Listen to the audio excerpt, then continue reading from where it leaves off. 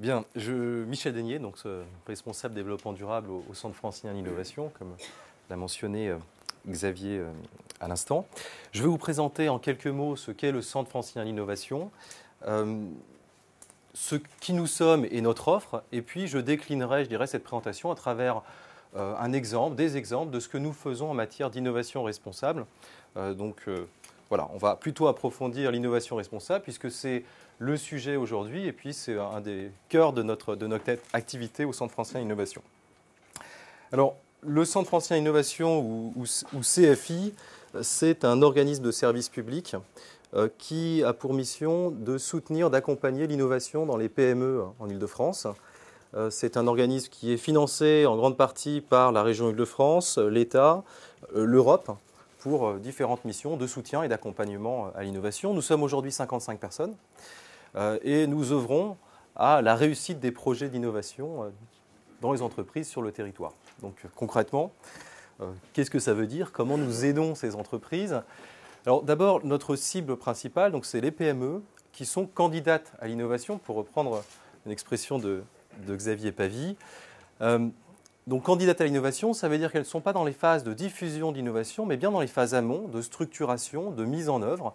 Et nous allons les accompagner sur toutes ces phases amont du processus d'innovation, en les aidant à structurer leur projet d'innovation et en les accompagnant dans l'ingénierie de projet pour mettre en œuvre ces innovations. Donc, concrètement, nous apportons des conseils, des préconisations, de la mise en relation, du réseau, de l'orientation. Nous apportons un regard sur les projets d'innovation.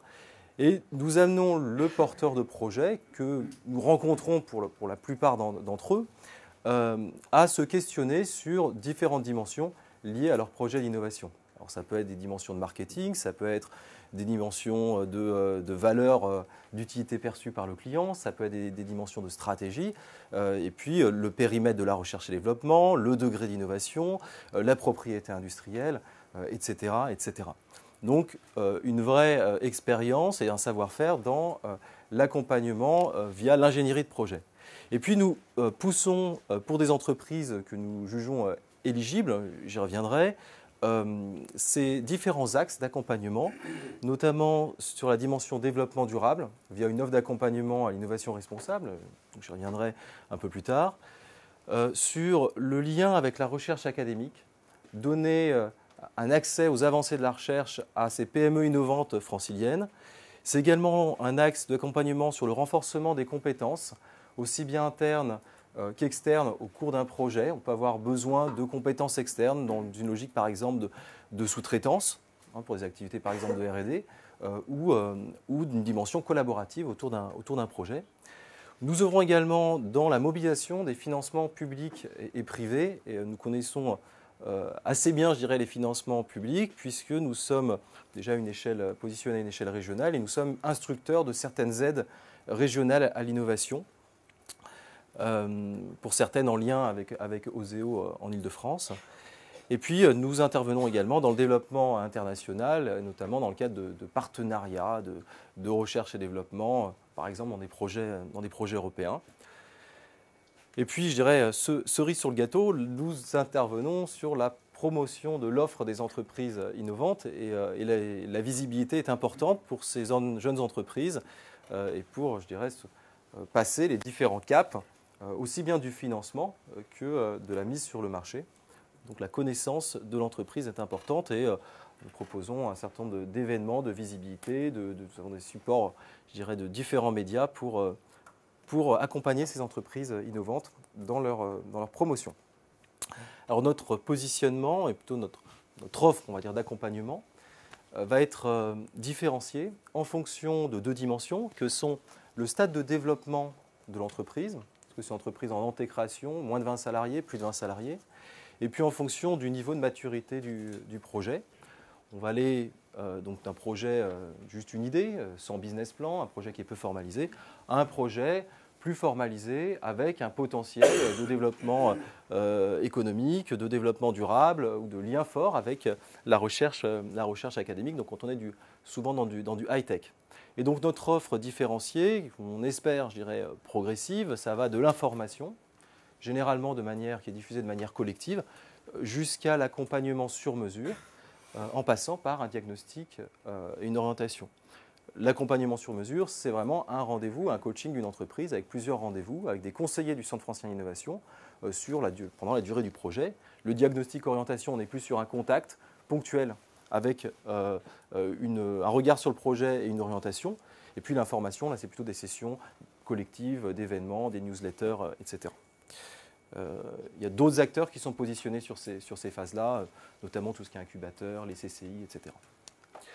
Notre activité en quelques chiffres, pour vous donner une idée du volume, nous rencontrons 1325 projets d'innovation que nous accompagnons, 400 structures de recherche référencées, bien sûr, pour faire ce lien entre recherche et PME. Et puis nous organisons un certain nombre d'événements. Alors concrètement, qu'est-ce que ça veut dire sur l'accompagnement de l'innovation responsable? Nous avons développé donc un certain nombre d'offres. Première offre que je vais évoquer, c'est une offre individualisée d'accompagnement à l'innovation responsable. Il s'agit d'abord d'un premier entretien au cours duquel nous allons réaliser un diagnostic.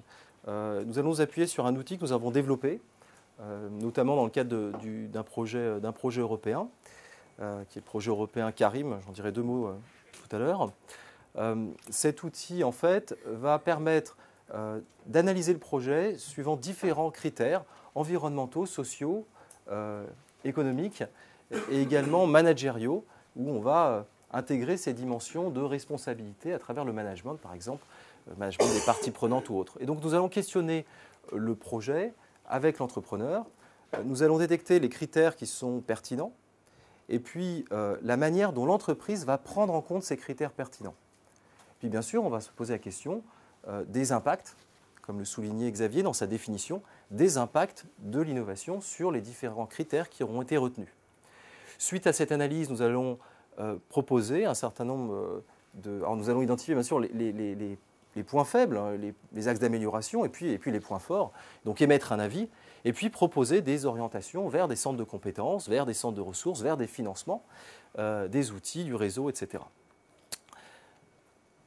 Alors, à titre d'exemple peut-être, si je rencontre une entreprise qui développe un système innovant de contenants alimentaires, par exemple, on va se poser la question de la présence, par exemple, de bisphénol A, puisque la réglementation est en train de changer. En 2015, il y aurait normalement une interdiction de ce bisphénol A dans les contenants alimentaires. Donc là, on a un enjeu sur cette question-là. L'entreprise ne l'a peut-être pas cernée. Ensuite, on va orienter l'entreprise, alors après elle est libre de suivre nos préconisations ou pas, mais vers un centre qui va permettre de détecter la présence et puis de proposer une alternative en fonction du résultat. Donc en plus, c'est quelques centaines d'euros, une détection de bisphénol, je pense que ça ne va pas très loin. Donc voilà, on apporte une valeur à l'entreprise à travers de la détection des enjeux et puis l'orientation vers les bons centres de compétences. Donc il faut bien voir qu'il ne s'agit pas de tout mesurer, on a une approche qui est très pragmatique, parce que déjà tout n'est pas mesurable, hein, surtout quand on parle de critères sociaux. Et puis on va étudier avec un certain pragmatisme toujours, avec une intensité différente, les différents critères et retenir bien ce qui est pertinent. Lorsqu'on développe une molécule en cosmétique, qu'on utilise de la biotechnologie, on ne va pas se poser les mêmes questions que si on développe un panneau photovoltaïque. Voilà. Et donc, tout le savoir-faire est là de poser les bonnes questions et de détecter les bons enjeux. Autre offre que nous proposons, ce sont des événements, des ateliers, qu'on appelle innovation responsable, qui prennent des formes un petit peu variées et qui vont traiter de différents sujets qui se rattachent à l'innovation responsable, que ce soit des outils ou des méthodes, donc apporter des solutions à l'entreprise, ou que ce soit un éclairage sur des enjeux sectoriels, par exemple. Le dernier qui a eu lieu en octobre, c'était les TIC durables. En décembre, on parlera de l'éco-socio-conception. Donc voilà des exemples d'événements que nous pouvons organiser sur le sujet. Nous intervenons également pour le compte de la région Île-de-France dans l'instruction d'aide à l'innovation. Je vais m'arrêter 2 minutes sur une aide particulière qui est l'aide à l'innovation responsable, qui est financée par la région Île-de-France et qui va permettre de subventionner des projets d'innovation responsable à hauteur de 80 000 euros donc plafonné à 80 000 euros, et qui va prendre en charge 50% au maximum des frais de recherche et développement, de faisabilité liés au développement de ce projet d'innovation. Donc l'aide à innovation responsable va reposer également sur une analyse multicritère de cette innovation, et nous allons demander à l'entreprise de nous fournir des éléments tangibles de son engagement, qui prouvent l'engagement dans une démarche d'innovation responsable. Nous allons également évaluer la création de valeur ou les impacts sur les différents critères qui ont été évoqués. Nous intervenons bien sûr dans l'orientation, donc là c'est un peu notre savoir-faire que de connaître les acteurs de l'écosystème de l'innovation, en particulier les acteurs je dirais, de l'accompagnement public, ce qui peut être assez obscur pour des entreprises. À une échelle régionale, nous savons qui fait quoi et quand, à quel moment une entreprise peut les contacter. Donc bien sûr, en Ile-de-France, il y a plusieurs centaines d'acteurs entre les pôles de compétitivité, les pépinières, les incubateurs, les CCI et toutes les agences de développement économique et d'innovation. Donc il y a une vraie valeur que d'orienter quand il le faut et de connaître l'offre de chaque partenaire.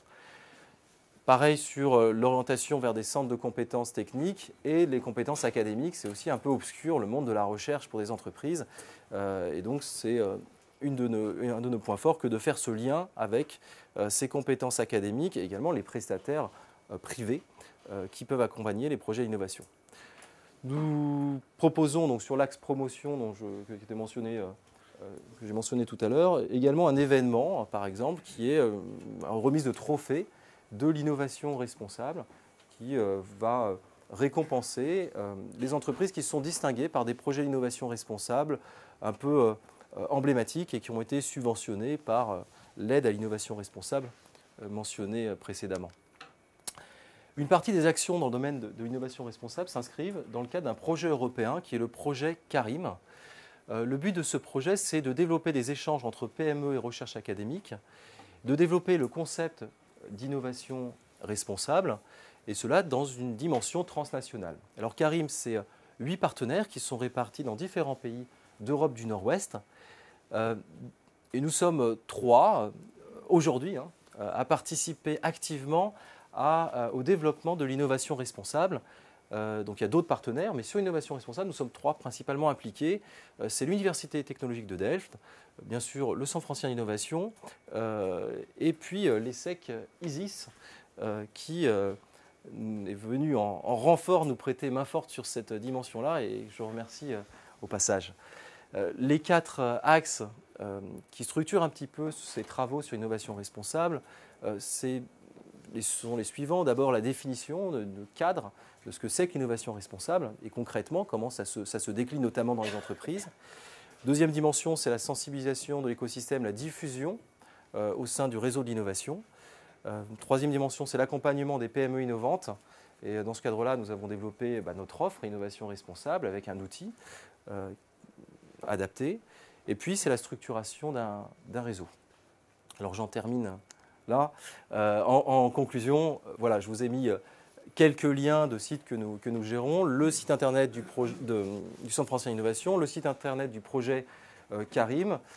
Pour conclure, je dirais que le Centre français de l'innovation est positionné comme un acteur de maillage de l'innovation et des membres, des acteurs de l'innovation sur le territoire. L'innovation responsable est au cœur de notre activité et le projet CARIM va nous permettre de diffuser ce concept et d'expérimenter sur le sujet. Donc je vous invite à cliquer sur ces liens si vous souhaitez en savoir plus et à nous contacter, notamment si vous êtes une PME innovante. Merci à vous.